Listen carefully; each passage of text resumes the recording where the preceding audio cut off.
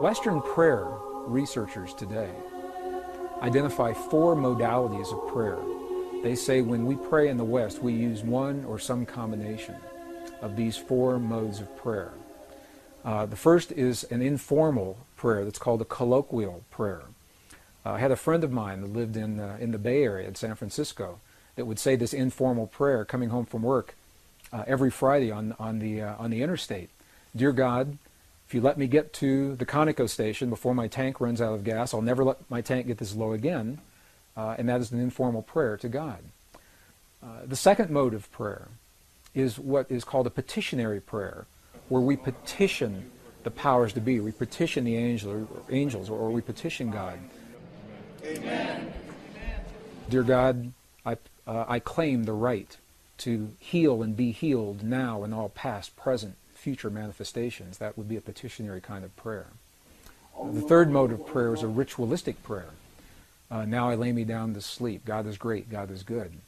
And the fourth mode of prayer is a prayer that has no words. It's simply a meditative prayer where we become aware of a presence around us and in the silence. And there's some dispute as to whether or not this is even a mode of prayer or not. But this is the way Western prayer researchers typically think of prayer in our world today. And as good as those modes are, and as well as they describe the way we pray, there's always been another mode, a fifth mode, that is not described in these modalities. And this is precisely what the abbot in Tibet was describing to us. He was describing a mode of prayer that's based in feeling. And he said, we must feel the feeling as if the prayer has already been answered. And in that feeling, we are speaking to the forces of creation, allowing the world to respond to us, allowing this field, the quantum hologram, the mind of God, to respond to us with what it is that we are feeling within our hearts. So, rather than praying and feeling powerless in a given situation, dear God, please let there be peace in the world, this mode of prayer invites us to feel as if we are participating in that peace, just as John Wheeler suggested, that we are part of all that we see. And as we feel the peace in our world or the healing in the bodies of our loved ones, we are actually empowering the field to mirror that back to us in a way that will bring those changes about in our lives and in our world. Well, this is precisely what the abbot was saying to us in the monastery in Tibet. In the early 1990s, I had the opportunity to see this mode of prayer, this feeling-based prayer, enacted in a real-time situation. And I'd like to share the story because it perhaps best describes what otherwise is a nebulous concept regarding precisely how feeling-based prayer works in our lives. During the 1990s, early 1990s, the desert Southwest was experiencing one of the worst droughts in history. And a Native American friend of mine invited me to join him one day in a place in the high deserts of northern New Mexico to share in a prayer of rain. He didn't have to ask me twice. I said, you bet, I'd love to participate and see what this prayer is all about. So we met at an agreed upon location, and we hiked through several 100,000 acres of beautiful high mountain desert sage until we came to a place that was so old. Even the people today don't know who built this place. It was essentially a stone circle, and each stone was placed just as it was by the hands of the ancestors so long ago. And it was in this place that my friend began his prayer. What he did was he removed his shoes, stepped into the circle in his bare feet. He honored all of his ancestors. He simply said, all of my ancestors, all of my ancestors. Honored the 4 directions. He turned his back to me, held his hand in a prayer position, just a few seconds. And then he turned around and looked at me, and he said, I'm hungry. Let's go get a bite to eat. And I said, I thought you were going to share this prayer. I thought you were going to pray for rain. And he looked at me, and he said, no. He said, because if we prayed for rain, rain could never happen. Because the moment you pray for something to occur, you've just acknowledged that it does not exist in that moment. And I thought about what he said. It made a lot of sense to me. If I say, dear God, please let there be peace in the world, what I'm saying in that moment is that peace isn't there. And I may inadvertently be empowering the very condition that I would like to change. And the same with a healing in my body or the body of my loved ones. So I asked my friend, I said, if you didn't pray for rain just then, what did you just do? What happened when you closed your eyes? And you turned your back to me just for those few moments. And what he said was this. He said, when I closed my eyes, I began to feel the feeling of what it feels like to have rain in our Pueblo village. He said, I smelled the smells of what it smells like when the rain falls off the earthen walls of our buildings. And I felt the feeling of what it feels like with my naked feet in the mud. There's so much mud because there's been so much rain. And he said, in that way, I opened the door to the possibility to bring rain into our world. Well, I think about this mode of prayer a lot. Later that afternoon, something amazing happened. I was watching the weather maps, and the drought that had happened for so long suddenly changed. We saw the high-pressure system move across Utah and then dip down from Colorado into northern New Mexico and make a little U-turn and come right back up. We had rain that night, and we had rain all the next day. It rained, and I called my friend. And I asked him, I said, there's so much rain, the valleys are flooding, the roads are flooding. What in the world is going on? And he was quiet just for a moment, and he said, that's the part of the prayer. He said, I never quite figured out. So I have no way of scientifically validating that my friend's prayer had anything to do with that rain. But the correlations are so high. We see it happen so many times, we know there is an effect.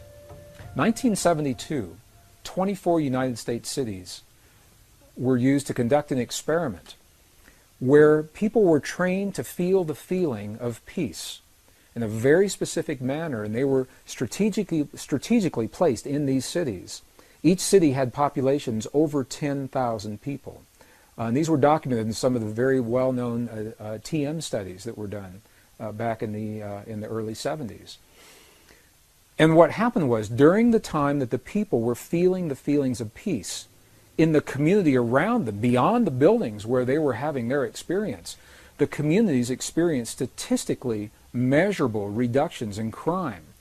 Violent crimes against people, traffic accidents declined. In some cities like Chicago, where the stock exchanges, the stock market soared while peace was in place. And when they stopped their prayers, all those statistics reversed. And they did this time and time again to such a degree that the effect could be measured, and it was applied in an even greater experiment that was documented in the Journal of Conflict Resolution, 1988. And this was the experiment. It was called the International Peace Project in the Middle East. And what happened during the Israeli-Lebanese War in the early 1980s, as a result of these earlier studies, people who were trained to feel the feelings of peace were positioned throughout the war-torn areas in Israel and Lebanon. And during the time, what the researchers called the window, the prayer window, when they were feeling, people that were trained to feel the feelings of peace in their hearts, when they were feeling those feelings, terrorist activities dropped to zero. Crimes against people declined. Emergency hospital room visits declined.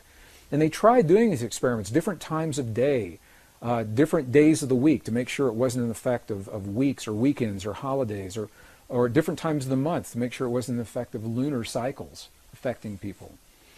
And when the studies were complete, what they found, although we may not know precisely why this effect happens the way it happens, we know the correlations are so high that when a certain number of people begin to feel the feeling of peace or healing in their bodies in one place, the effect carries into the community beyond the place where these people are. And it is so precise that we now know, the statisticians were able to determine precisely the number of people that are required to kickstart, to jumpstart this kind of an effect. So I'll share the formula, and then I'll describe what that formula means. The effect is first noticed when a certain number of people are participating. And that number, the minimum number, is the square root of 1% of a given population. So what does that mean? If you have a city of 1 million people, for example, you take 1% of 1 million on your little calculator, and then you take the square root of whatever that 1% was, And that number tells you how many people are necessary, the threshold number to begin the effect. Obviously, the more people that participate, the greater the effect. For a city of 1 million people, that number is only about 100.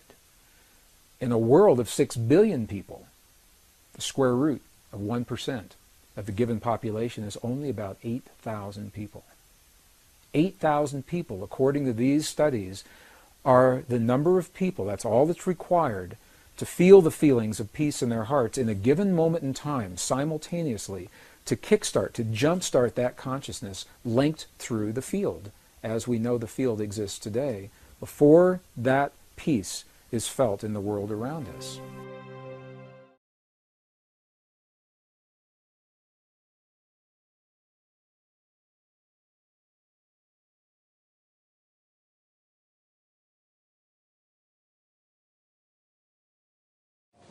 I was trained as a scientist. My background's in the hard sciences, the physical sciences, the earth sciences. In the 60s and 70s, when I received that training, there was no room for the possibility of the kind of things that we're talking about now, the kinds of things that suggest that our inner world and our inner thoughts, feelings, emotions, beliefs in any way affect the world around us. And it was through direct experience what I began to understand was that this is the great secret that everyone knows except us in the West. Almost any other culture that we go to, from the monasteries in Egypt and Tibet and India and Bolivia and Peru, the indigenous traditions, little villages in the Andes Mountains, they all know that there is this experience that we can have inside of our bodies that affects our world in some way, and our science simply has not allowed for that historically. Well, I was trained as a scientist, and I was trained to look in the world around me for my answers. So I began to go to these places. I began to go into the monasteries, all the places that I mentioned. And it was through the direct experience of sitting in the presence of people who have lived and practiced the kinds of traditions that Louise Hay and the other authors I'm so blessed to be sharing the stage and this information with, that they teach about. And what we begin to understand is that this is the place where science got it wrong. There are two places, two assumptions that science has made, modern science. And they're coming full circle and correcting that now. But the first one is that the space that we believe is empty is not really so empty. It's full of a living essence, of a living material that we're only beginning to understand, number one. And number two, the fact, and it is a fact now, that we may have experiences inside of our bodies that influence the world beyond our bodies through the conduit of what's in this space. So it was in going into the monasteries and the nunneries and speaking with the indigenous people, looking at them eye to eye, heart to heart, God to God, and I could say to these people, when you just performed that miracle, when you just performed that miraculous healing, what is it that you did inside of your body to make that happen?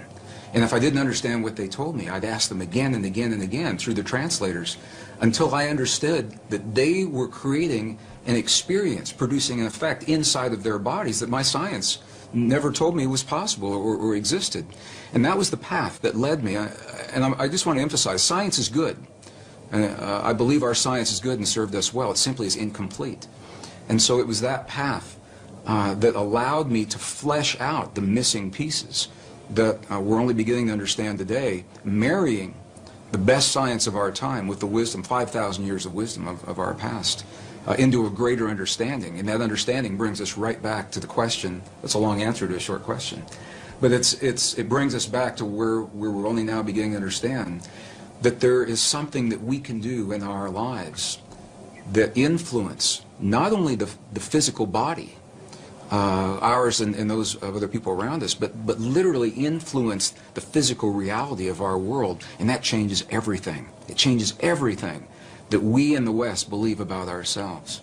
So as a scientist, I've also come to understand this is a very different way for many people to think about themselves and their world. And I've found that there's a learning curve that our audiences and our friends and families and co-workers in my career at the Water Fountain, this is not something that people typically talk about in a technical organization. They don't wake up in the morning and say, what kinds of feelings, what kinds of dreams, what kinds of healings did you have over the weekend? And they're talking about who won the football game and who won the lotteries. But this is where it brings us, the relevance in our lives, because we all are having experiences every day, whether we are consciously aware of it or not. Those experiences are physically affecting our bodies and our world. What Western science now is beginning to understand, only in the last years of the 20th and now the first years of the 21st century, it is now a scientific fact that the space between things is anything but empty. It is full of a living, pulsating essence that is so new, scientists have yet to agree on a single term. Some are calling it a quantum hologram, very technical sounding name. Dr. Edgar Mitchell, the former Apollo astronaut, I've had the honor of sharing a stage with him a number of times. He calls it nature's mind. Stephen Hawking calls it the mind of God. Others simply call it the field. In 1944, the father of quantum physics, Max Planck, identified the existence of this field, and he called it the matrix. He said, underlying everything that we see, our bodies included, everything we see in the world around us in our bodies, he said, there is the existence of what must be a conscious and intelligent mind. This is his language in 1944. He said that this mind is the matrix of all matter, and it's from his work that the movie series began and many of the ideas that we have today. So what we know is this, is that we have the opportunity to influence that field in ways now that we're only beginning to understand. It's done through the human heart. It's not a thinking process. Thoughts are important. The ancients made a distinction between thoughts and feelings and emotions. And it's the feelings that are centered in our heart, what are called coherent, heart-based emotions. We know that when we feel a feeling of love, compassion, understanding, forgiveness, when we change the self-esteem, that there's an effect from that it changes the electrical and the magnetic fields in our heart, and that those fields literally change the stuff that our world is made of around our bodies. Our hearts are the strongest magnetic field in our bodies, and our hearts are the strongest electrical field in our bodies, much more so than the brain. While the brain does create those kinds of fields, the heart is many times stronger. And what the science now is showing is that when you can change the field that the atom is in, you change the atom, and we're made of those atoms. So when we have feelings in our hearts, we're changing the field that connects the stuff everything is made of, and we literally are altering our physical reality in ways that sound miraculous in Western science. But again, this is the great secret everyone knows except us, because Western science has only arrived at this understanding. You go to these ancient and indigenous traditions and cultures, it's where they begin. They begin with the understanding, sure, everything's connected, and sure, we're part of it. And then they take us one step further and they say, here, I'll show you. I'll show you how to create the effects in your body so that you can heal your body and you can heal the bodies of others. You can change your self-esteem and your body will mirror that change. It doesn't have to be a long, slow, drawn-out process. It can happen very, very quickly. It can happen in a matter of minutes. We have video documentation from medicineless hospitals in Beijing, China, for example, where they understand these practices and they've employed them for several thousand years. And we can look into the body of a living woman with a cancerous tumor that Western science says is inoperable. And then we can watch as three practitioners that understand the language of human emotion. They create the feeling in their bodies. They're not looking at that tumor as an illness. They see that woman as whole, healthy, vital, completely enabled, fully capacitated. And as they feel that feeling strongly among themselves, her physical body mirrors that. And we can see it through sonograms. We can see that tumor disappear in less than 3 minutes. And that's how quickly reality can change. And this is where the disconnect comes in with Western science. Because I've shared this information with scientists and medical doctors all over the world, and they say, wow, that's a miracle. We're going to have to come back and study this, and we will as soon as we find a cure for cancer, or as soon as we find the cure to cure on the mechanical level, what they see as a mechanical process. And what we now know is our physical body is the outpicturing, is the mirror of something that is not so physical. And this is where science now is only arriving. The three practitioners in the medicineless hospital in Beijing did not judge that cancerous tumor. They didn't judge it right, wrong, good, or bad. They said it's a quantum possibility, and there are many possibilities. Of course, this is just one.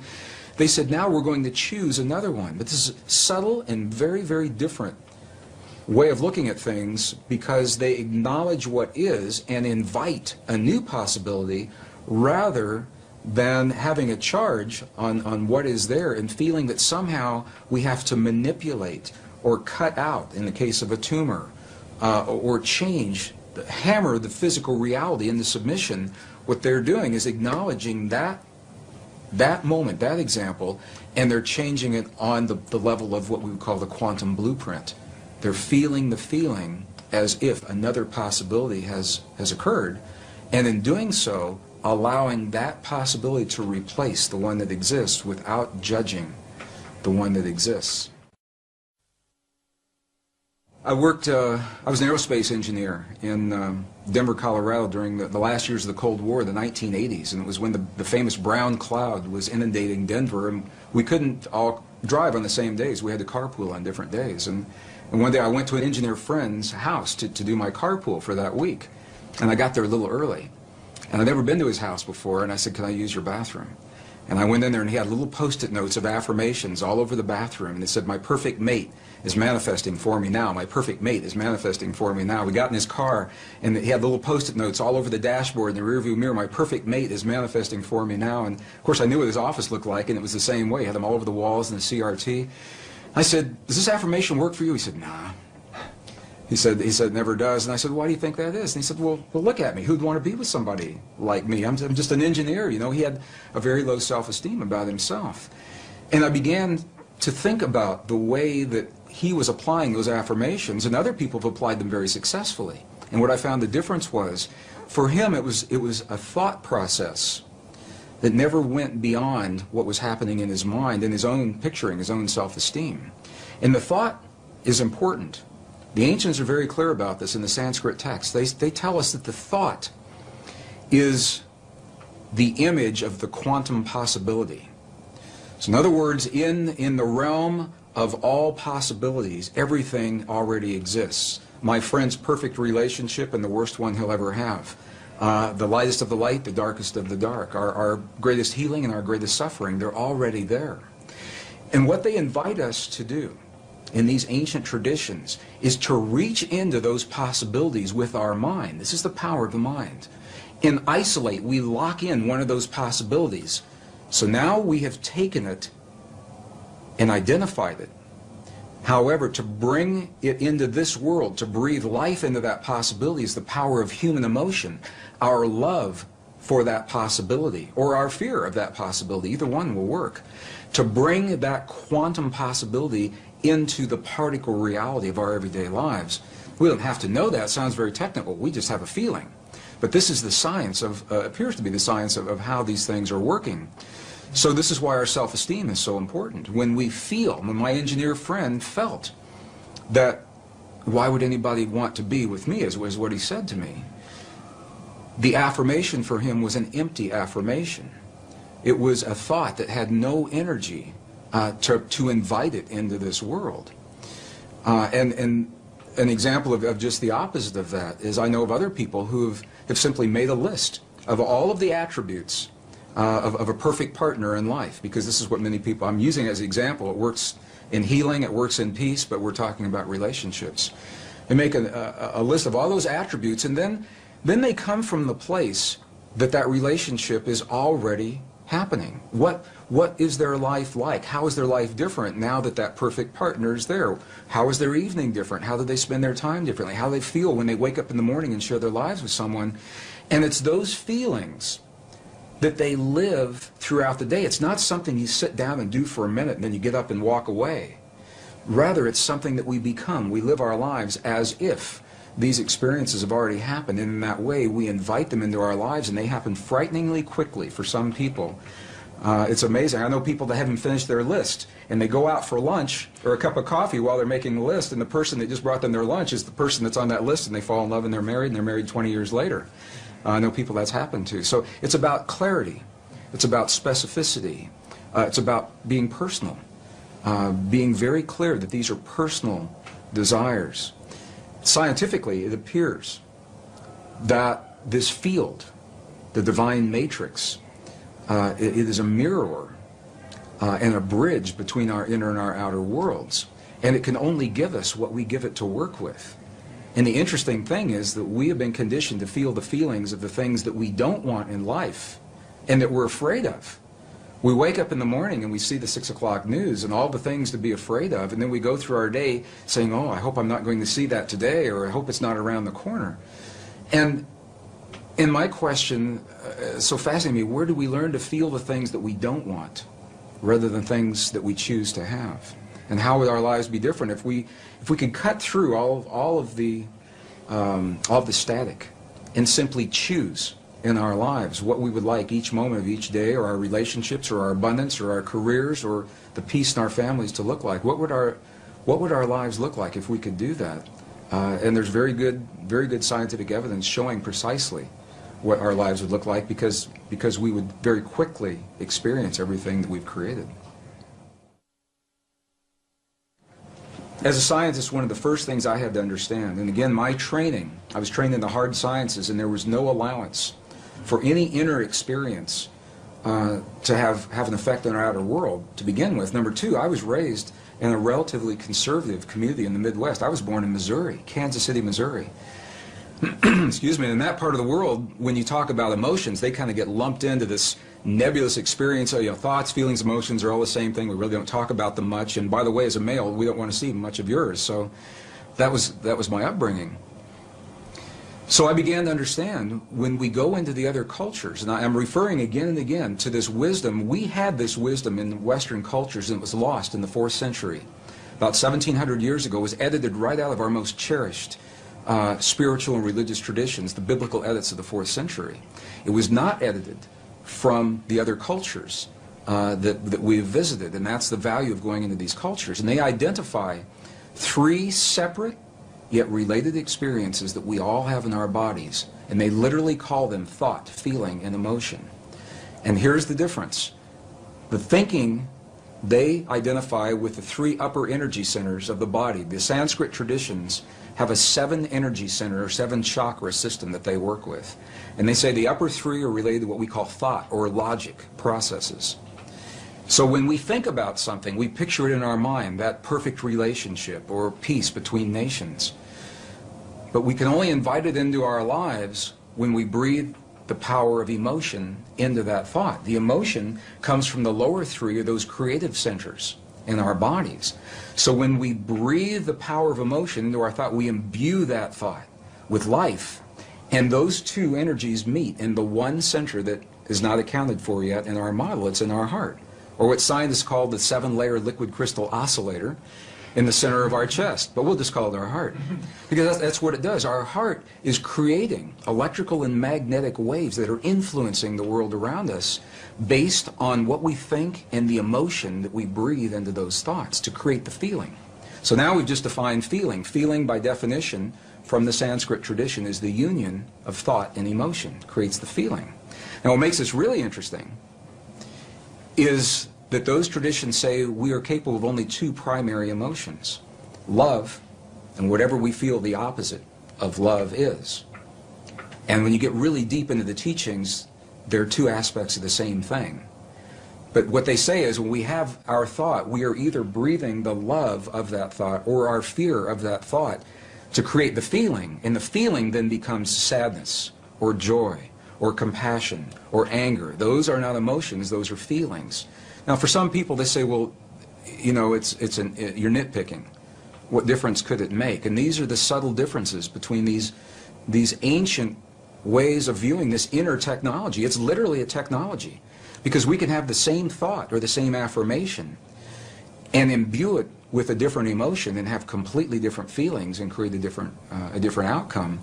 And this is the great secret that was edited out of our Christian and pre-Christian Judeo-Christian traditions.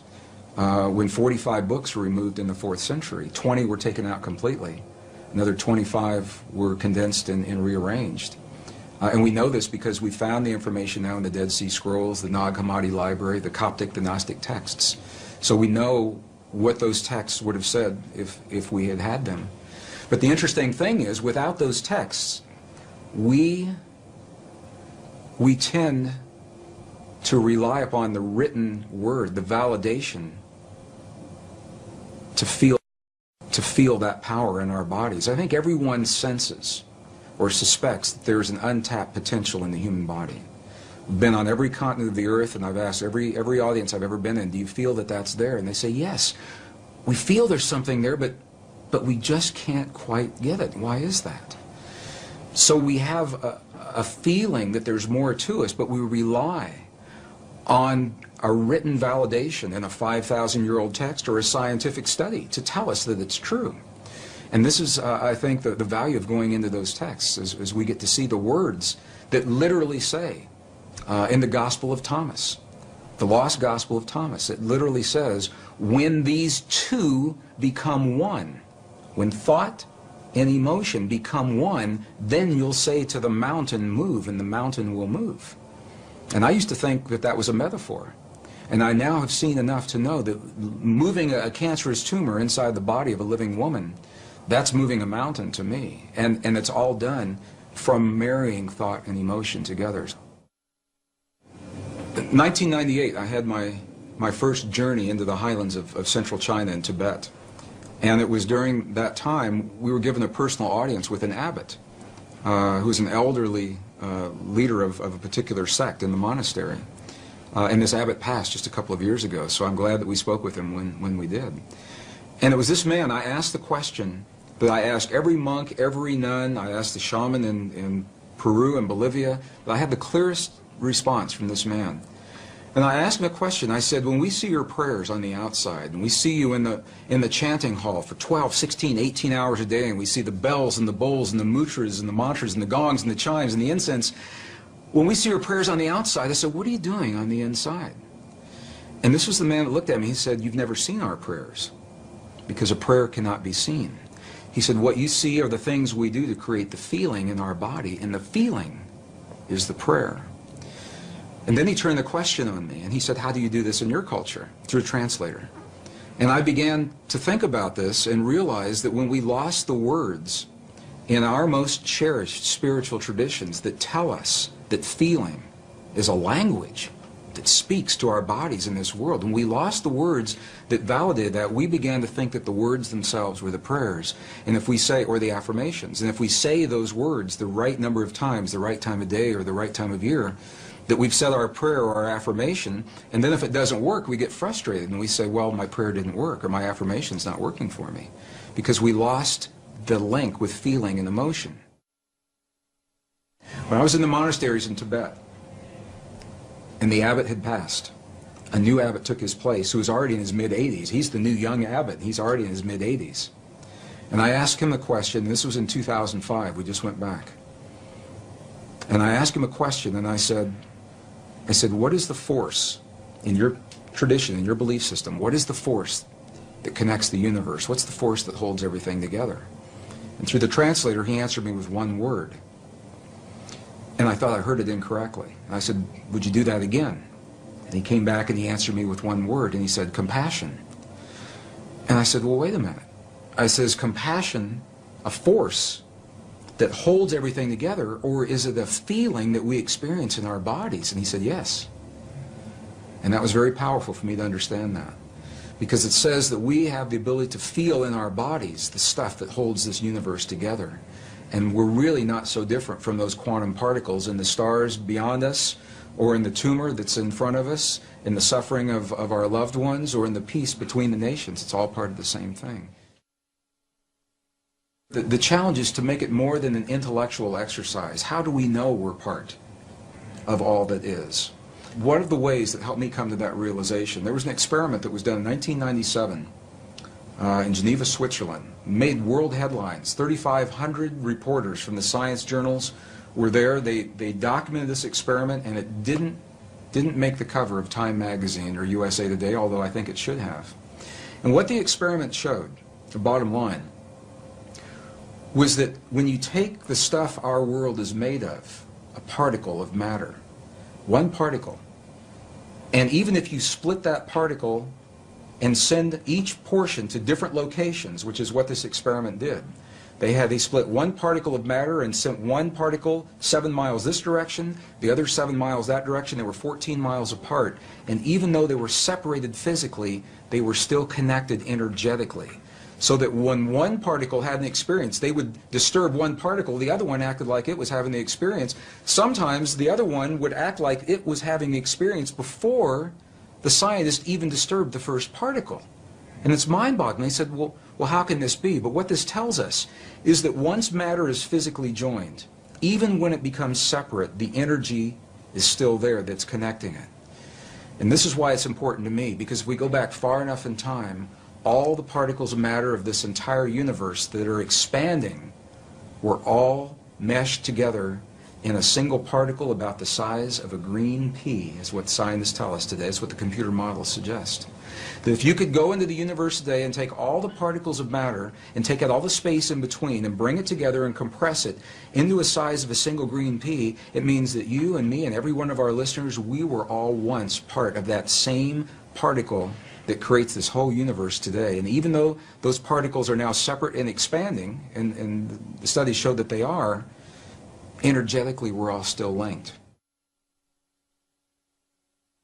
When we lost the information telling us we're a part of all that we see, we found ourselves in a very technological path without the wisdom of us being in the equation. So we thought that's the world out there and that we're separate from that world. Now what's happened is our technology has come so far that our very existence is threatened by the technology that we've developed, whether it's the wars or the viruses or the climate change. So I believe we've come full circle now to survive our time in history. We've got to write ourselves back into the equation. Our prayers, our affirmations, our beliefs, our language. And when they're spoken through the language of the heart, they have a direct, powerful, and immediate impact on our bodies and the world around us. And it invites us to be very, very aware of what it is that we truly hold in our hearts as the truth of our world, because we live that in our lives, from the lightest of the light to the darkest of the dark, the greatest fears and the greatest joys. What we're beginning to understand is that human emotion and feeling and belief is literally a language. It's a non-verbal language that this field recognizes and understands. And the field works in what we call real time. It doesn't know about a few minutes from now. So if you say in your affirmation, 20 minutes from now, I'd like for my perfect mate to manifest for me now, it doesn't know about 20 minutes from now. It is a real-time application. And this is why the key, and this is what the ancients say, and this is what the monks and the nuns tell us real-time today. They say to be very specific about what it is that we're choosing to have in our lives, because what we're doing, and it helps if we understand this, what we're doing is in the world of quantum possibility, in the soup, the nebulous soup of all possibilities, what we're doing is we're isolating, we're locking one into place. And if we're not specific about what that possibility is, then how can the field be specific about what it is that it gives to us? Whatever it takes to get us to the point where we can transcend the limits, the laws of physics and biology as we've known them in the past. We have a power within us that transcends those laws, that we're more than our mistakes, that we're more than the suffering, we're more than the limits that we believed in the past. And that is where I say, wow, that really inspires me.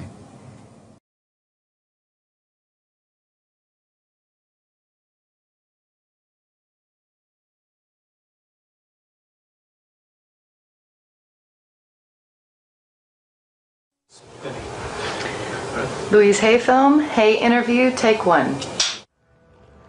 Well, the simple part that most people don't understand is that every thought we think and every word we speak is creating our future. It's as though our thoughts go out into the universe and are accepted and brought back to us as experience. Now that is a very simple thing, but most people don't get it. They don't understand it. They've never heard it before and they think it's ridiculous. But if you can really accept the fact that every time you think a thought and every time you speak a word, you are literally painting your future, making your dinner, whatever you want to call it. You are creating. And you're creating your own life.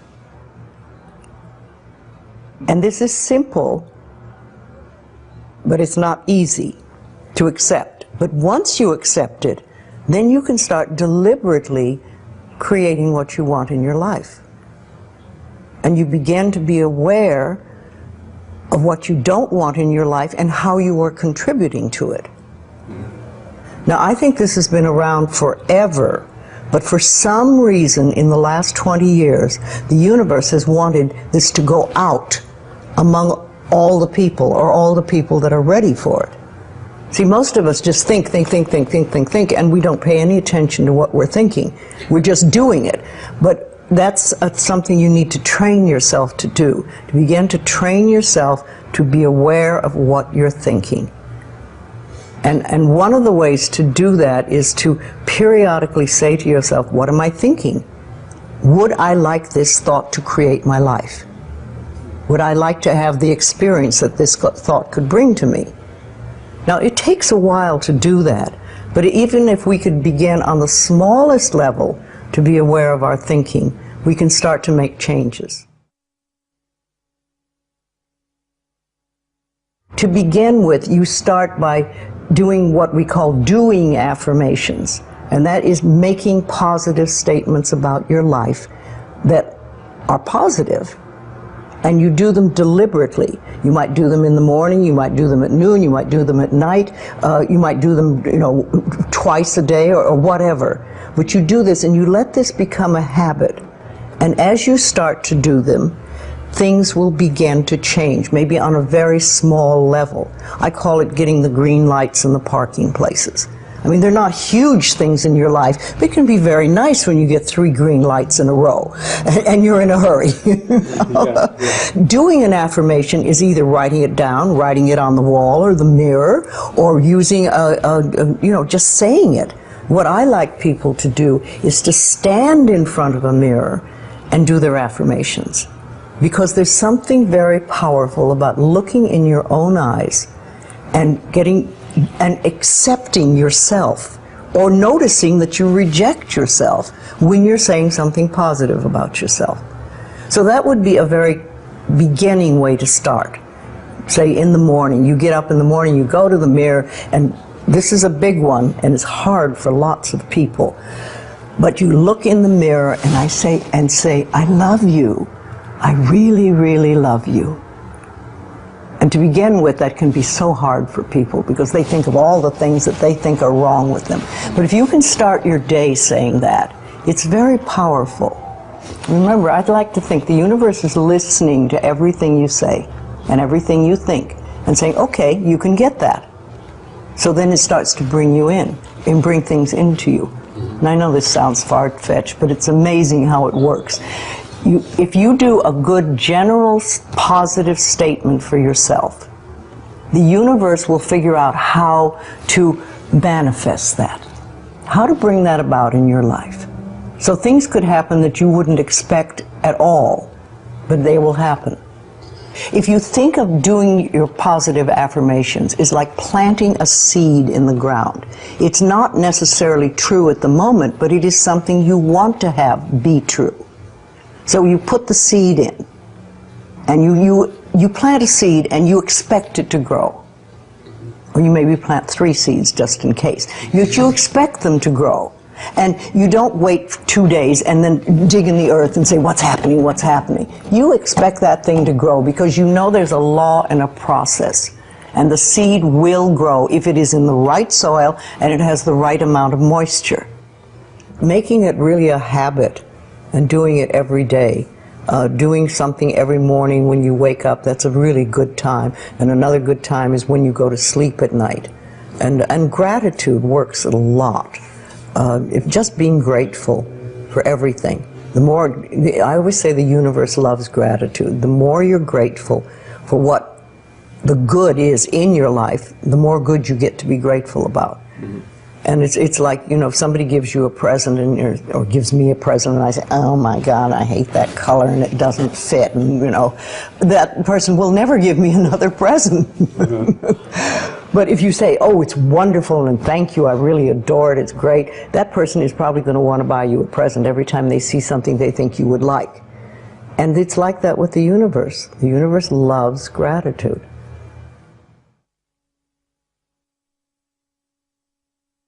If you have very strong beliefs within you that you don't deserve good things in your life, and a lot of people have that, then there can be delays.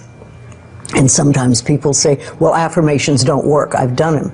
But when they're doing, for instance, prosperity affirmations, and they've done some prosperity affirmations, and they say it doesn't work, nothing's happening. And I say, well, all right, how many prosperity affirmations did you do in a day? And they'll say 3, probably. And they say, all right, how many poverty affirmations did you do this day?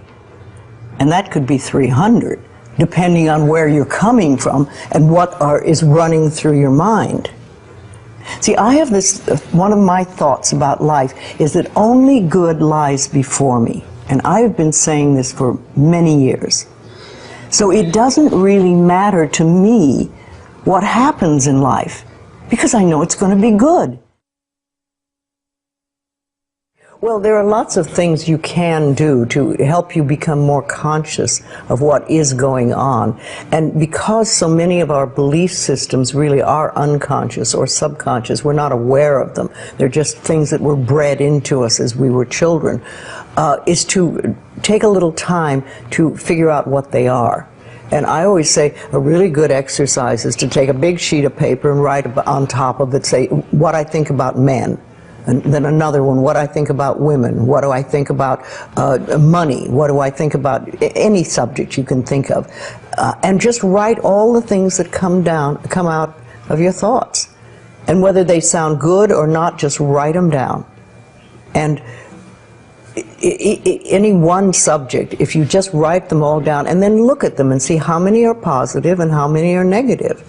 And if you can take those negative ones and turn them around, make them into positive affirmations, then you can start clearing up what you believe about, say, money that is not positive for you, and or is keeping you from bringing money in. And you can do that with lots of things in your life, so you can really begin to realize what you do believe about these things. So you can't change your thoughts if you don't know what your thoughts are. There is a law of thinking, and we are beginning to learn about it. And it is like a computer. If you have this gorgeous computer put in front of you, and you don't know what to do with it, it's a piece of junk. But if you learn the language of the computer, miracles happen. And that is what the law of thinking is. When you learn how it works, miracles happen. What you think and what you believe, it's what will come true for you. Your thoughts create your life. It's that simple. And when we can get that, we can make enormous changes. Well, I think it really starts with realizing that you don't love yourself, that most people don't. Most people feel they're not good enough, that they haven't done it right, they won't do it right, they'll never be enough, and they're definitely not lovable.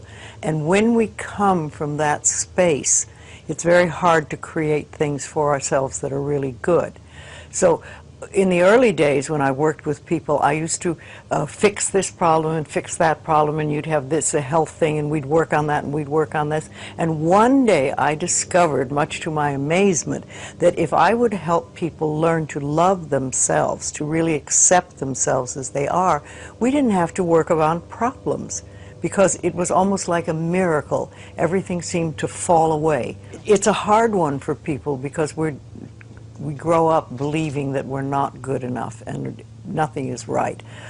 I remember lots of times I would ask people, well, what is really wrong with you? What have you done that is so terrible that you're not acceptable to yourself? And I never, ever, ever got an answer that made any sense. You know, they might say something like, well, I'm too fat. Well, so, you know. But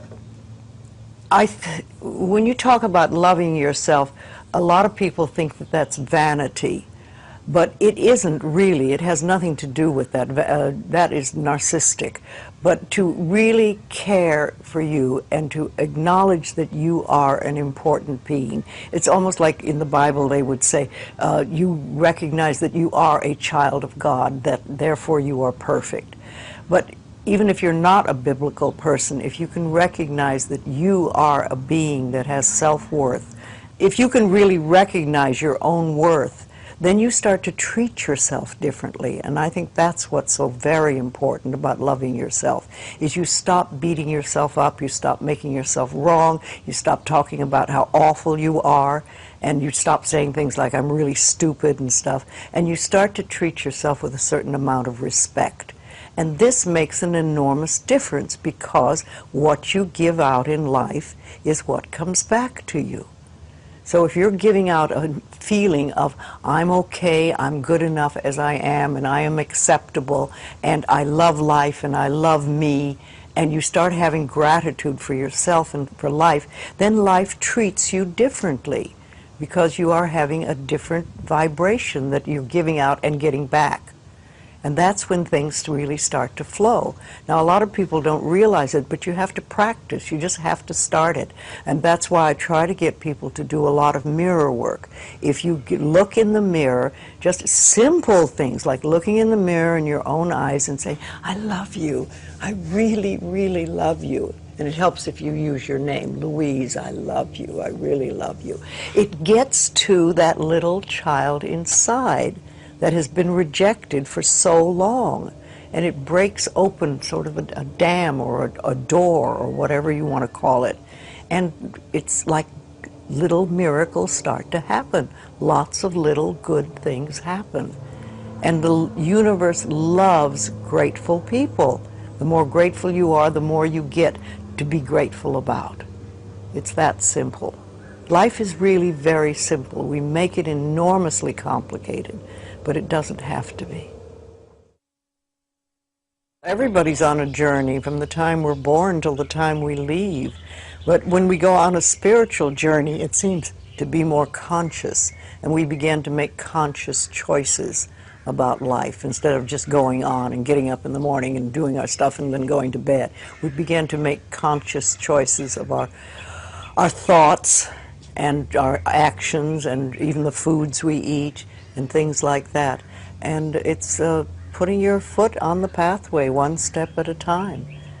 And some of us do very devious journeys, and we take lots of little side tracks, and we don't get very far really. And some of us just are very conscientious about it and go one step after another and go closer to our pathway, which is really, to me, I think enlightenment is letting go of all the things we believe that are not benefiting us in life, or that are barriers to our life, to the good things in life, and to release them one by one and just think, I don't have to believe that anymore, or do I want to believe that anymore? And making a conscious choice. When we can understand that every single thing we believe has been a choice, and it may or may not be true. It can be true for you and not for you, because it's your belief system and your belief system, and then I have my belief system. I say a lot, that may be true for you, it's not true for me. I may not say that out loud, but people are doing things or saying things, and I think that to myself a lot. And also, it has nothing to do with me. Whatever's going, that has nothing to do with me, because I'm under the law of my own consciousness. This is my pathway, and you have your pathway, you have yours, everybody does. So we're all on a journey, and I think the more conscientious we are about it, and the more conscious choices we make, the better our journey is, or the easier, or the swifter, or we get more goodies, or we have better health, all that stuff. When I was beginning to work with people in the early days, I paid very close attention to what people said, and it became a habit with me, and I still do. I listen to what people say more than, you know, the words they're using and everything, and so often I think, oh, if you just wouldn't use those words. If you just take those 3 words out of your vocabulary, because people use negative words a lot, the same ones over and over again. Yes, I hear words, much more than other people. What words would you take out of the vocabulary? Well, should to begin with. That's a big one. Because every time you say should, you're making yourself wrong. Either you were wrong, or you are wrong, or you're going to be wrong. So take that one out completely. And just a lot of negative expressions that people use. I'm not good enough, or this will never work, or oh, it's a rotten day, or, you know, there's just tons of expressions, and we use them over and over again, and they don't do us any good at all. Everybody's journey is individual because we start from different places, so we can't all be having the same journey. But I think we all get certain ahas, and that's when we've sort of learned something. We say, oh, okay, and then if we can keep that, what we've learned, and practice it, then we've made another step and we can move forward.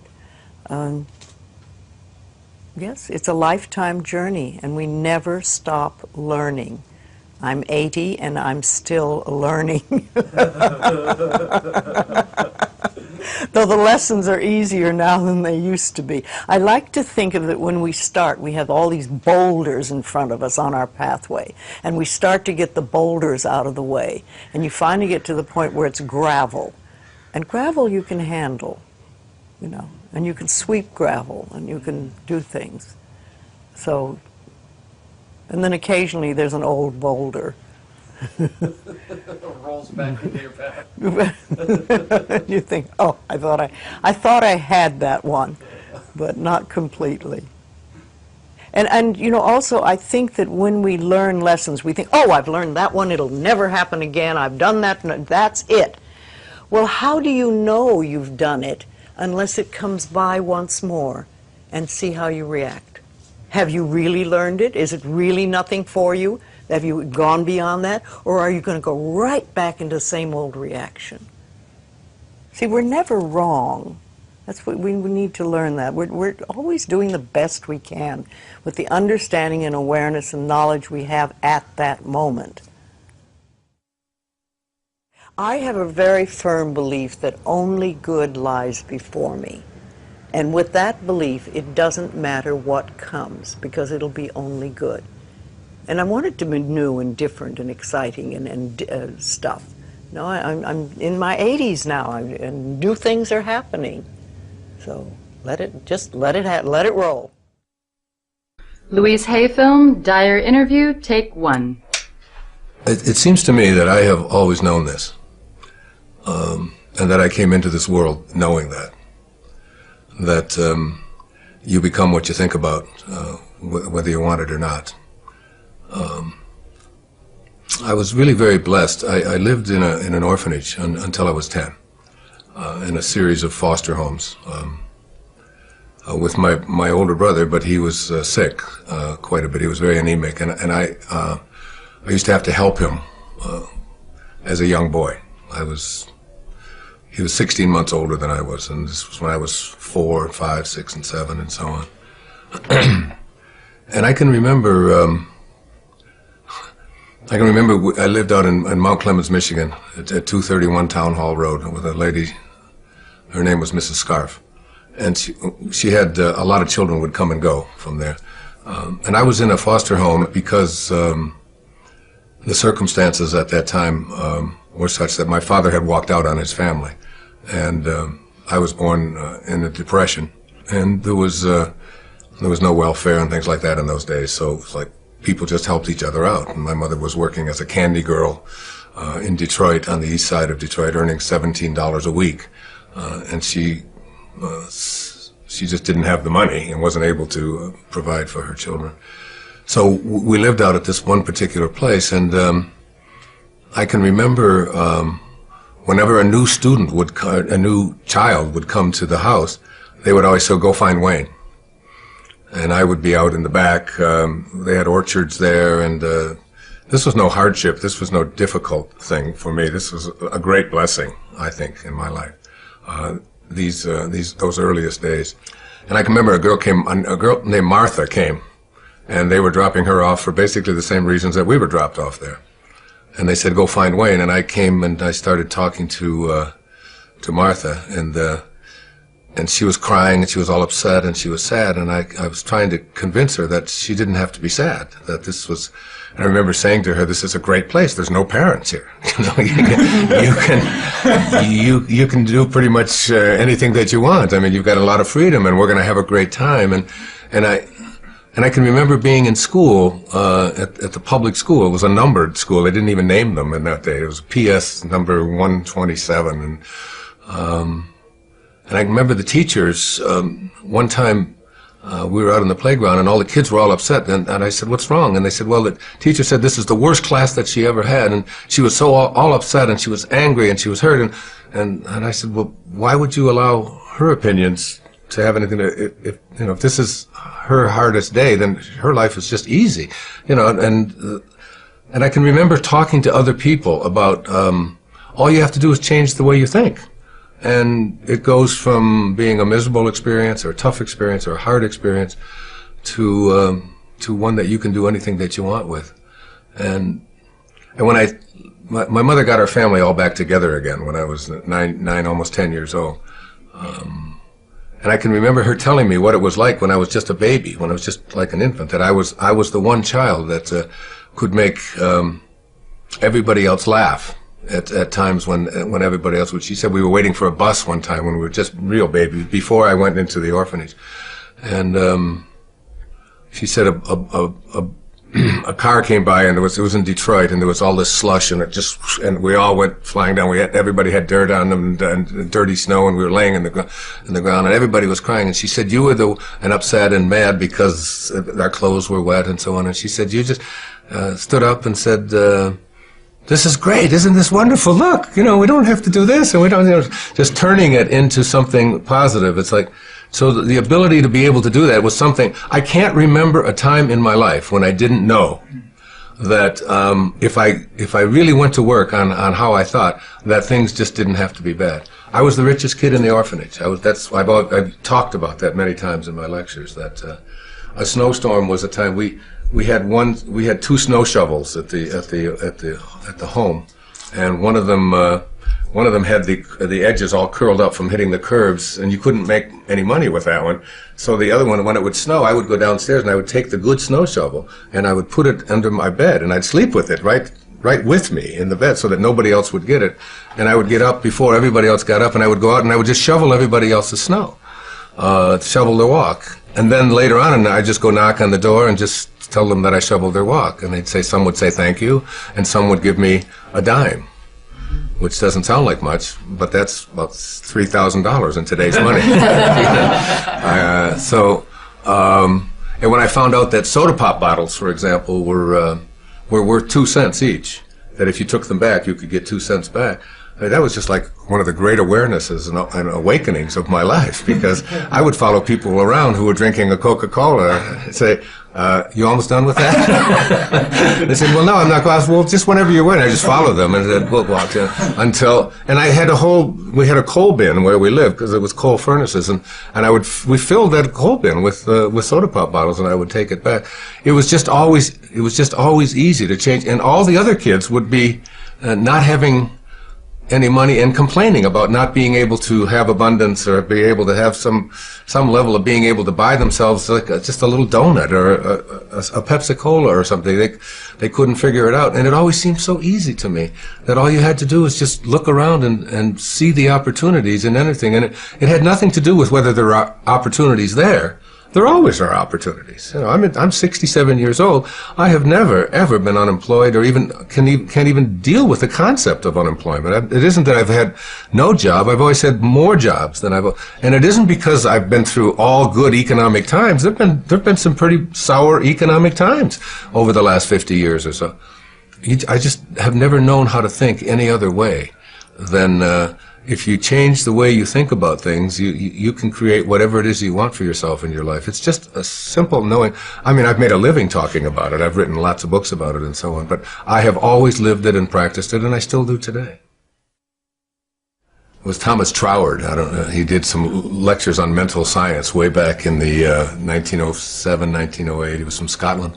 And one of the things that he said is that the law of flotation was not discovered by the contemplation of the sinking of things. So that, like before the 15th and 16th centuries, all of the ships were made out of wood.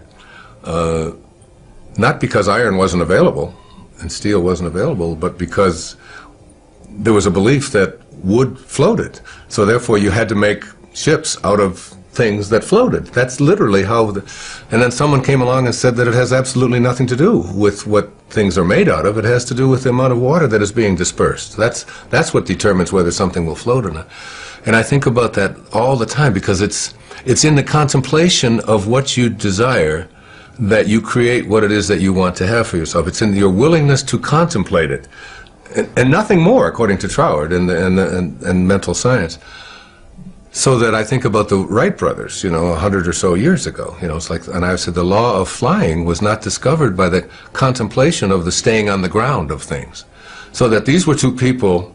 Like for me, to figure out how to get an airplane to fly, and my limited knowledge of all of that, I would probably have contemplated the staying on the ground of things. It's like, this is what happened. But there's somebody came along and contemplated the idea that if you get enough speed going and you have the right design and you get pressure underneath something like this, and you get that this thing is going to lift off the other. Somebody had to contemplate that idea. And everybody who contemplated that it wasn't possible, that it couldn't work, was a part of why flying didn't take place, because there was no new law discovered in the early part of the 20th century, any more than electricity was discovered by Thomas Edison or anyone like that. I mean, the ability to have electricity has always been there. Somebody has to contemplate.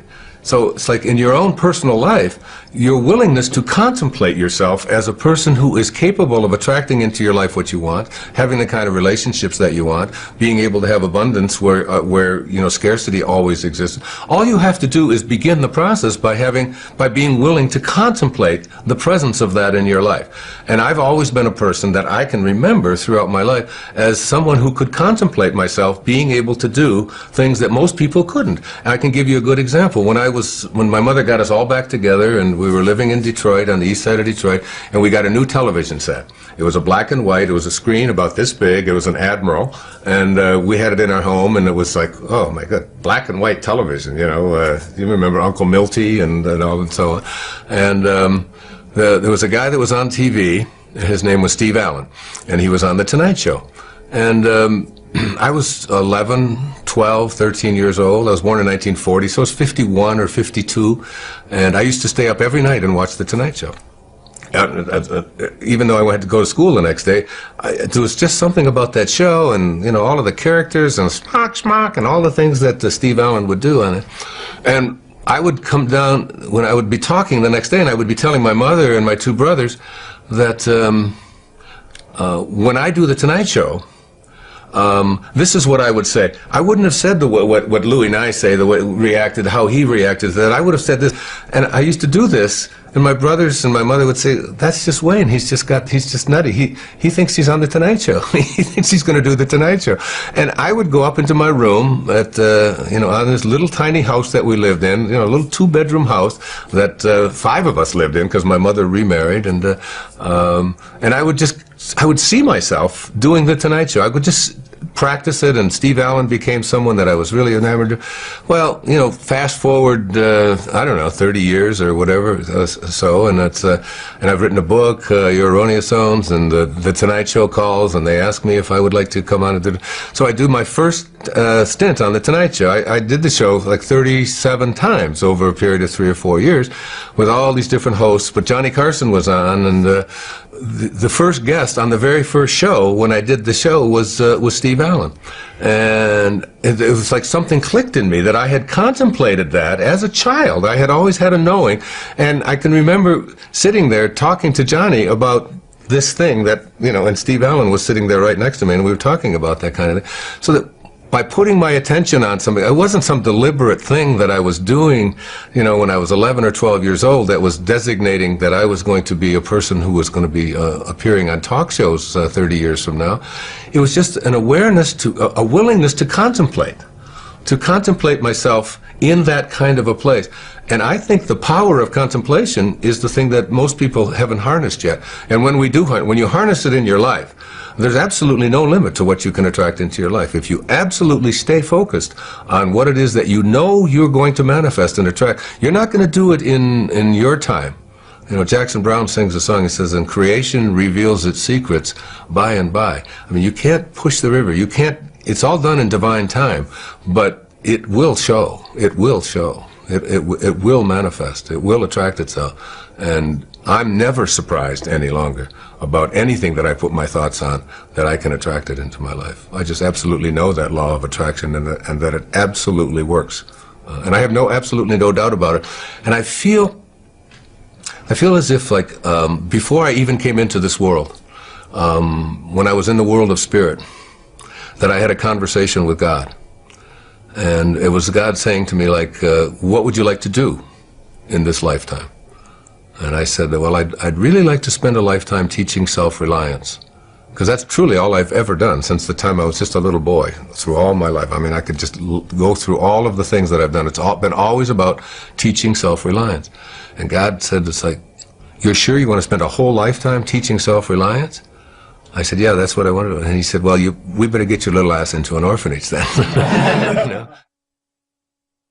Rumi said, this ancient Persian poet, brilliant, beautiful poet, he said, sell your cleverness and purchase bewilderment.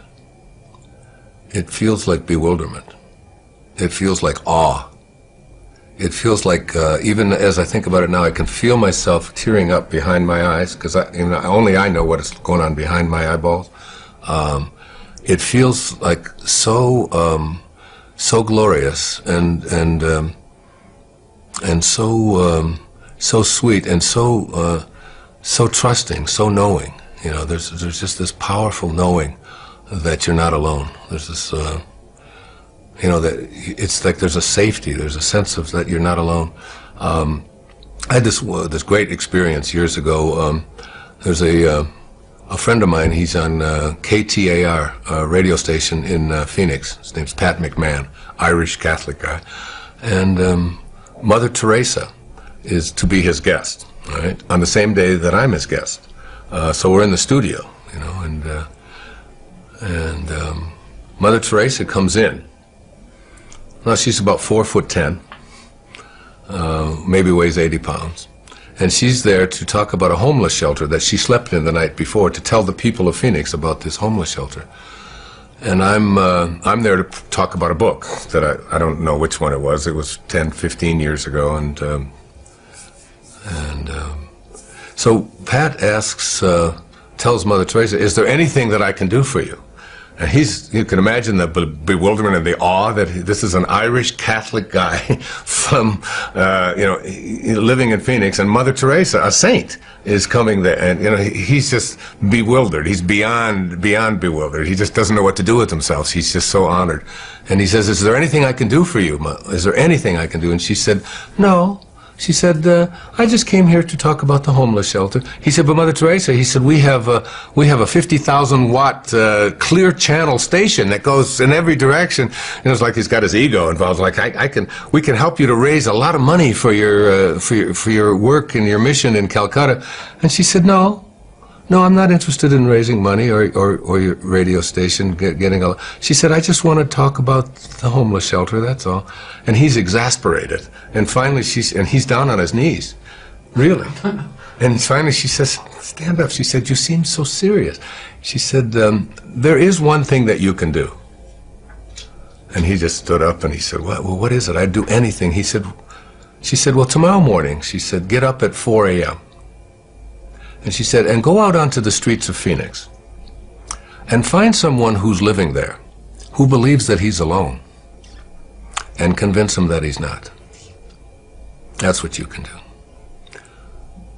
And behind the feeling we're talking about here is this feeling of aloneness for so many people who are lost in the world, that I don't have like a connection to something greater than myself. I've come to believe that who I am is what I do. and what I have and what other people think about me, and who I am is separate from everybody else, and who I am is separate even from what I'd like to attract into my life, that I'm separate from all the things that are missing, and I'm separate even from God, and that there's a place within me that knows that I'm not separate from any of that, that if there's no place that God is not, or that source is not, or the energy that provides, that is always giving and always creating is not, if there's no place that it is not, then it has to be in me. I know that. And if there's no place that is not, and it has to be in me, it has to be also in everything that is missing in my life, or that I think is missing. It's there too. So that in some mysterious, invisible way, I'm already connected to everything that's missing in my life through something called spirit. And when I recognized that I'm not here as this human being having a spiritual experience, when you recognize that your essence is that you are a spiritual being, having a human experience, not the other way around. When you really get that, I mean, not that you can say it and it's clever, but when you know that who you are is this essence, you don't see, there's no other, there's no them. There's nothing outside of you. You're connected to everyone and everything. As the Native Americans, you'd say that no tree has branches so foolish as to fight among themselves. Living the Tao Te Ching, this 2,600-year-old, some people call it the greatest, the wisest book ever written. It speaks so much about relationships. Tao, the word Tao means the great way. It's really just another synonym for God, or source, or spirit, or that which is the all-creating. And one of the things that it says that was really helpful to me, probably the most helpful thing in it, was that whenever you have a conflict of any kind, in any relationship, whenever you have a conflict, that the person who is willing to be of Tao, of God, of source, is the one who will practice forgiveness, or will go to the person that they have a conflict with and bring love to it, instead of the freeze out, instead of the anger, instead of the hatred, instead of the revenge, instead of so many of the things that we do when we have conflicts in our lives. We just don't talk to that person. Like, I'm not talking to that. I'm not talking to him. He's, he's going to call me because I called the last time, and that's gonna, but the person who lives the Tao life, the life of a higher consciousness, is the person who says, I end all conflicts on love, which is where we all come from. We come from a source that is love. So for me, that has been just so useful. I have 8 children, and that's been just extraordinarily helpful for me to be in a relationship where I can always be of love, where I can just, and so then you don't even, conflicts become something that are no longer present, because conflict requires two-ness. In order to have a conflict, you have to have two different opinions or whatever. But if you live in oneness, if you really see yourself in everyone else, see yourself in all the things, including the plants, including the animals, and including all beings and so on. If you just suspend this ego part of you and just see yourself in that other person, then your arguments are really with yourself, and your hatreds are really about yourself, and you begin to really see that I don't have to project anything onto anyone else that isn't what I choose to be. You do U-turns in your life. I've done U-turns in my life, and it's having the curiosity, it's having the willingness to say, this isn't working for me. It's like you get bit by a snake, and you're bit, okay? But the bite doesn't kill you. You're still there, you don't die from a snake bite. You don't die from you don't get hurt from what somebody else does to you. It's the venom that continues to pour through your system after the bite. That's what causes difficulties in relationships and so on. And when you recognize that to be angry, to be full of revenge, I mean, I could bring anybody in this crew in here and do a muscle test with them and ask them a question, to hold your arm out, like to hold your arm out like this and think about somebody who's abandoned you or abused you, who did something that you didn't like, who borrowed money from you and didn't pay it back, who walked out on you, someone that you hate, and just for a moment, hold your arm out as tight as as hard as you can. I'm going to put 2 fingers right here and I'm going to push down, and you think about getting revenge. You just think about, even if you don't want to do that, just think the thought of, I'm going to get even with that bastard for what he did or what she did. I'm going to really get even with him, and you push, and that you find out that they have no strength when you think a thought of revenge. There's no strength in there. Kinesiology, say a very simple test. Then if I say to yourself, okay. I have somebody that. Okay, sit down. All right, here, come over this way. Okay, just put your arm out. Is that here? No, over here. Over here? Yeah, just hold this. Okay, okay. Now I'd like you to think of first of all, tell me your name. Michael. Michael what? Gorgian. Is that the truth? Yeah. Tell me you're telling the truth. I'm telling you the truth. My name is? Michael Gorgian. And that is the truth? Okay, That's resist me as hard as you can, okay, and I'm going to just push down, okay? So that's the truth. Now for just 1 second, just make up a name. But tell me that it's the truth. So I want you to lie to me. What is your name? My name is Ron Garcia. My name is Ron Garcia. Is that the truth? Yes, that's the You're truth. telling me the truth? That's the truth. Say it again. My name is? My name is Ron Garcia. And that is? The truth. Hold that thought. Hold that thought. You see the shift? Can you see a change in you? Mm-hmm. Can you see a slight change in you? Yeah, okay, you're strong. That. Okay. Yeah. Now I'd like you, I'm just doing that for a little bit. Yeah. Okay, now I'd like you to think about someone. I'd like you to move over this way. There we go. I'd like you to think about someone in your life that abused you, abandoned you, that did something to, without any details, I don't want to know any of the details, and you are hurt by it, and you are angry about it. And forget about whether you've forgiven them or not. I want you to just think about getting even with them. I want you to think about revenge, okay? I'm going to get even with that person, no matter what, okay? And put your arm out, and can you hold on to that thought of revenge, okay? I'm going to get even with that person for what they did. I'm angry at them. And hold on to that thought and just think, resist me as hard as you can. And notice what's happening with your arm. Resist, again, one more time. Think that thought. I'm really going to get angry. I'm really pissed. I'm really hurt. I'm going to get you back for that, okay? And resist me as hard as you can. Now notice what's happening here. You have almost no strength. I'm not even pushing down. Now I want you to just change the thought. Okay. I want you to change the thought right now. And I want you to change it to one of love and forgiveness. I just want you to surround them with the light of God. I want you to surround them with the most beautiful love that you can think of. And just think of that thought. They did what they knew how to do, given the conditions of their life. I can't ask any more of anybody than that. Put your arm out. Put your arm out. Resist me as hard as you can, and forgive them in your heart. And forgive them in your heart. Now get even, get angry, I'm going to get really even with them, and watch what happens. Can you see the change? Okay. That's how it works. You see? Every thought you have of shame, every thought you have of anger, every thought you have of revenge is a thought that weakens you.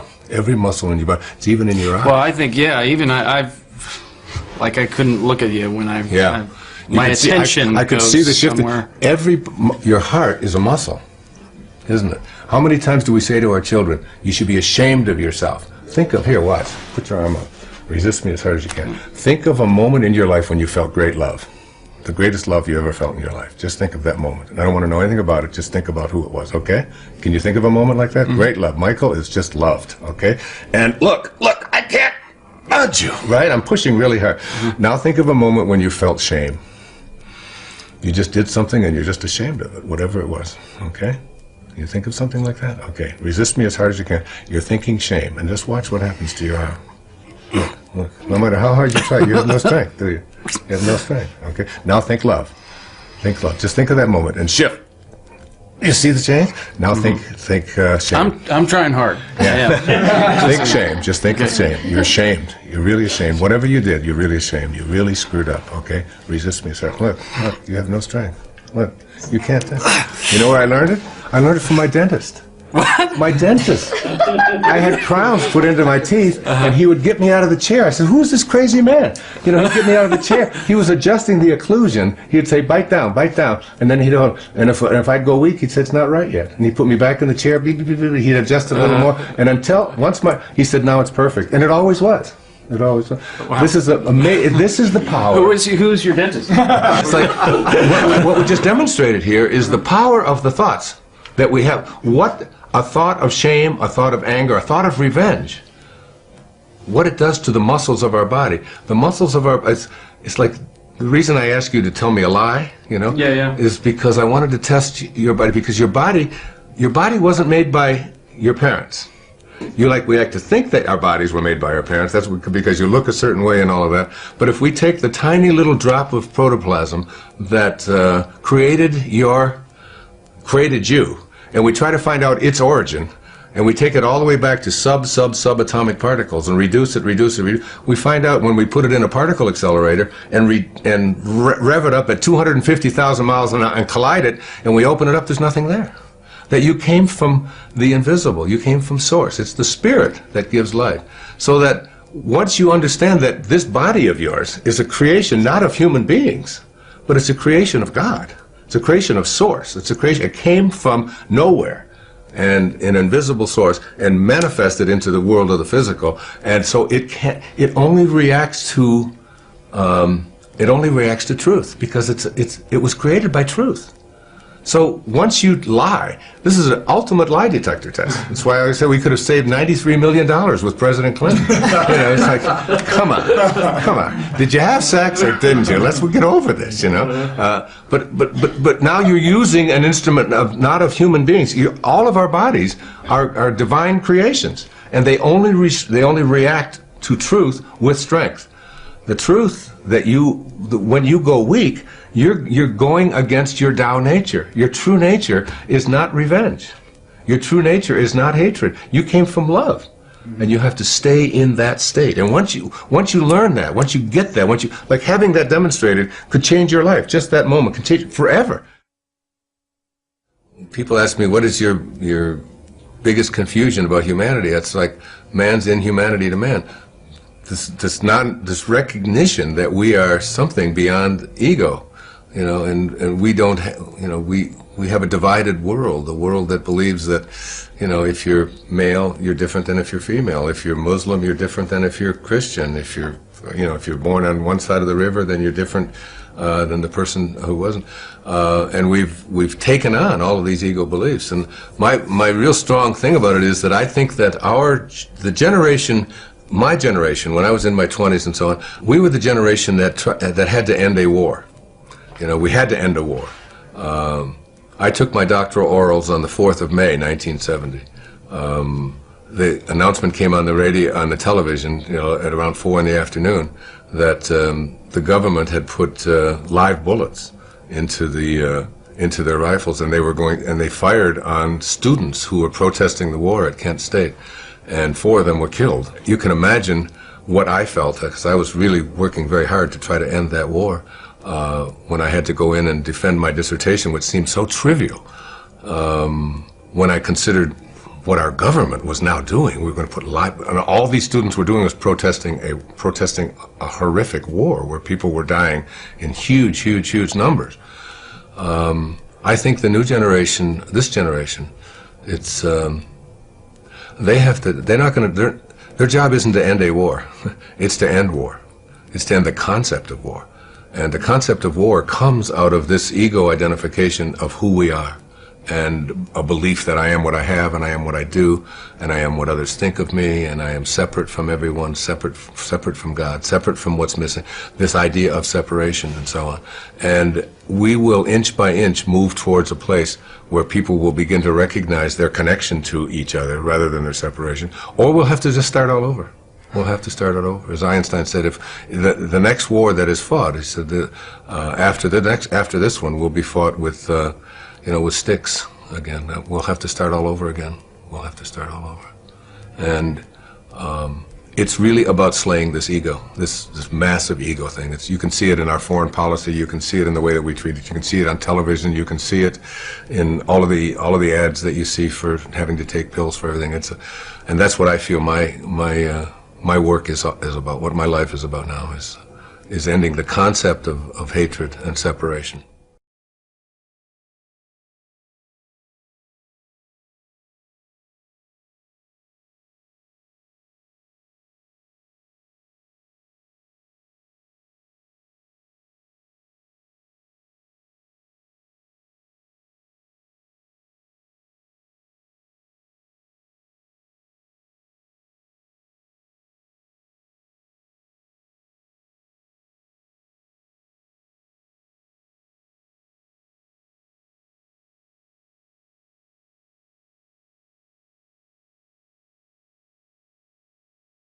Western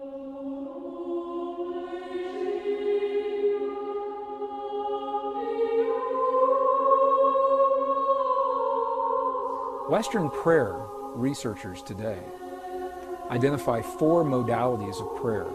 They say when we pray in the West, we use one or some combination of these 4 modes of prayer. The first is an informal prayer that's called a colloquial prayer. I had a friend of mine that lived in the Bay Area in San Francisco that would say this informal prayer coming home from work every Friday on the interstate. Dear God, if you let me get to the Conoco station before my tank runs out of gas, I'll never let my tank get this low again. And that is an informal prayer to God.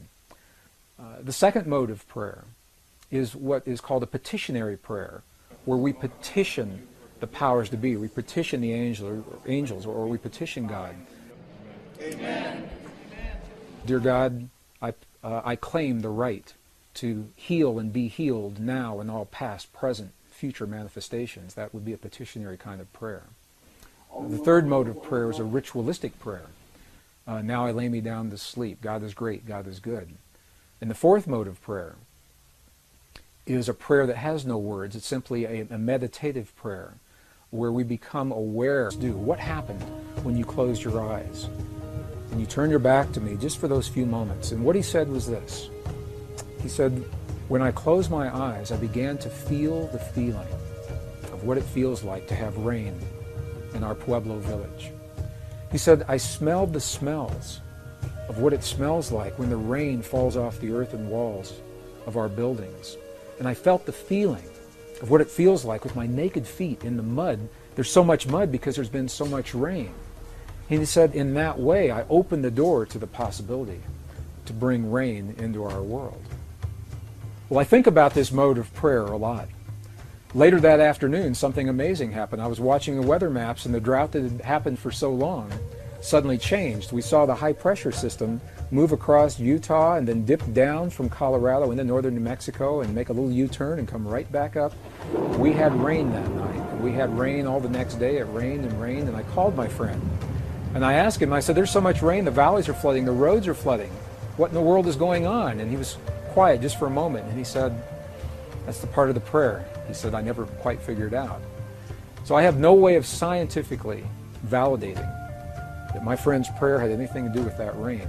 But the correlations are so high. We see it happen so many times, we know there is an effect. 1972, 24 United States cities were used to conduct an experiment where people were trained to feel the feeling of peace in a very specific manner, and they were strategically placed in these cities. Each city had populations over 10,000 people. And these were documented in some of the very well-known TM studies that were done back in the early 70s. And what happened was, during the time that the people were feeling the feelings, the desert Southwest was experiencing one of the worst droughts in history. And a Native American friend of mine invited me to join him one day in a place in the high deserts of northern New Mexico to share in a prayer of rain. He didn't have to ask me twice. I said, you bet, I'd love to participate and see what this prayer is all about. So we met at an agreed upon location, and we hiked through several 100,000 acres of beautiful high mountain desert sage until we came to a place that was so old. Even the people today don't know who built this place. It was essentially a stone circle. And each stone was placed just as it was by the hands of the ancestors so long ago. And it was in this place that my friend began his prayer. What he did was he removed his shoes, stepped into the circle in his bare feet. He honored all of his ancestors. He simply said, all of my ancestors, all of my ancestors. Honored the 4 directions. He turned his back to me, held his hand in a prayer position, just a few seconds. And then he turned around and looked at me, and he said, I'm hungry. Let's go get a bite to eat. And I said, I thought you were going to share this prayer. I thought you were going to pray for rain. And he looked at me, and he said, no. He said, because if we prayed for rain, rain could never happen. Because the moment you pray for something to occur, you've just acknowledged that it does not exist in that moment. And I thought about what he said. It made a lot of sense to me. If I say, "Dear God, please let there be peace in the world," what I'm saying in that moment is that peace isn't there. And I may inadvertently be empowering the very condition that I would like to change. And the same with a healing in my body or the body of my loved ones. So I asked my friend, I said, if you didn't pray for rain just then, what did you just feelings of peace in the community around them, beyond the buildings where they were having their experience? The communities experienced statistically measurable reductions in crime, violent crimes against people, traffic accidents declined. In some cities like Chicago, where the stock exchanges, the stock market soared while peace was in place. And when they stopped their prayers, all those statistics reversed. And they did this time and time again to such a degree that the effect could be measured, and it was applied in an even greater experiment that was documented in the Journal of Conflict Resolution, 1988.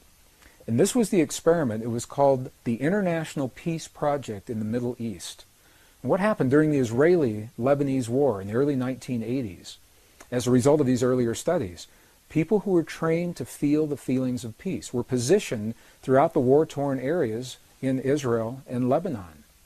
And during the time, what the researchers called the window, the prayer window, when they were feeling, people were trained to feel the feelings of peace in their hearts, when they were feeling those feelings, terrorist activities dropped to zero. Crimes against people declined. Emergency hospital room visits declined. And they tried doing these experiments different times of day, different days of the week, to make sure it wasn't an effect of weeks or weekends or holidays, or different times of the month to make sure it wasn't an effect of lunar cycles affecting people. And when the studies were complete, what they found, although we may not know precisely why this effect happens the way it happens, we know the correlations are so high that when a certain number of people begin to feel the feeling of peace or healing in their bodies in one place, the effect carries into the community beyond the place where these people are, of a presence around us and in the silence. And there's some dispute as to whether or not this is even a mode of prayer or not, but this is the way Western prayer researchers typically think of prayer in our world today.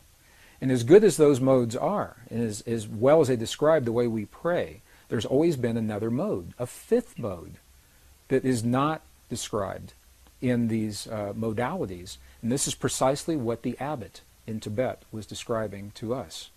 He was describing a mode of prayer that's based in feeling. And he said, we must feel the feeling as if the prayer has already been answered. And in that feeling, we are speaking to the forces of creation, allowing the world to respond to us, allowing this field, the quantum hologram, the mind of God, to respond to us with what it is that we are feeling within our hearts. So, rather than praying and feeling powerless in a given situation, "Dear God, please let there be peace in the world," this mode of prayer invites us to feel as if we are participating in that peace, just as John Wheeler suggested, that we are part of all that we see. And as we feel the peace in our world or the healing in the bodies of our loved ones, we are actually empowering the field to mirror that back to us in a way that will bring those changes about in our lives and in our world. Well, this is precisely what the abbot was saying to us in the monastery in Tibet. In the early 1990s, I had the opportunity to see this mode of prayer, this feeling-based prayer, enacted in a real-time situation. And I'd like to share the story because it perhaps best describes what otherwise is a nebulous concept regarding precisely how feeling-based prayer works in our lives. During the 1990s, early 1990s,